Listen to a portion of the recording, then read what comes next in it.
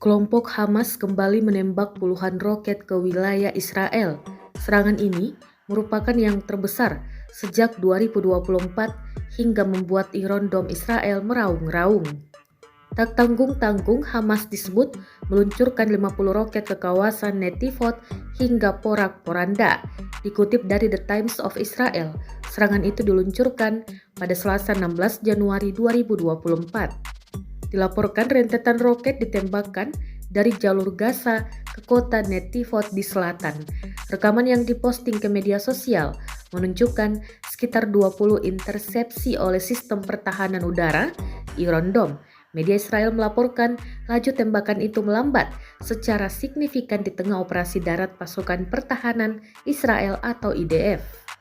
Serangan roket itu mengakibatkan kerusakan di beberapa bangunan Israel.